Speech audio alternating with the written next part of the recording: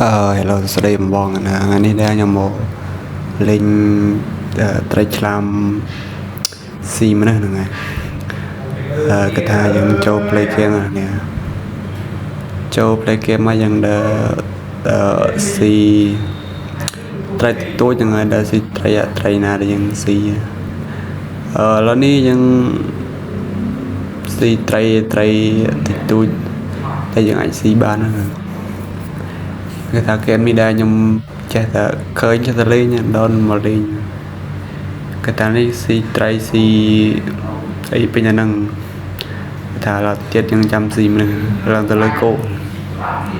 គេថានេះបើកំណប់បានហើយកណ្ណប់ហ្នឹងគេថាត្រីរបស់យើងគេថាត្រីឆ្លាមពើមាសហ្នឹងហើយពើមាសដែលស៊ីត្រីដើម្បីបានកាក់ហ្នឹងហើយគេថាយើងលុតស៊ីម្នេះអូខេស៊ីមនេះហ្នឹងឥឡូវនេះដល់ស៊ីត្រីទូចជាងយើងស៊ីគេថាលុតស៊ីម្នេះហើយទឹកមកយើងត្រូវការស៊ីដើម្បីបានកាក់ច្រើន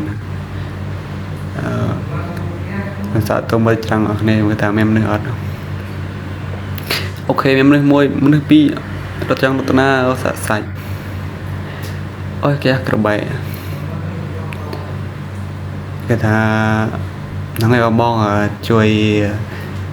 ចុច like និង subscribe ខ្ញុំមួយផងណា channel នេះខ្ញុំទៅនឹងបង្កើតថ្មីខ្ញុំនឹងរកគេថ្មីដើម្បីបានលេងឲ្យបងទស្សនាដល់គ្នាគេថាកន្លែងនេះខ្ញុំស៊ីមានបានច្រើនមែនទេហ្នឹងហើយគេថាប៉ែរតនាអូខេបានសាច់ហ្នឹងហើយគេថាកន្លែងនេះខ្ញុំសាំមែនទេណាគ្នាតែពេលនេះឡើងត្រីខ្ញុំងាប់ដល់ហ្នឹងអូចាំមើលកន្លែងហ្នឹងចាំមើលគេថាប៉ះស្អីគេទេគេថាងាប់ដល់នេះក៏ប៉ះសត្វស្អីគេណាពើបៃតង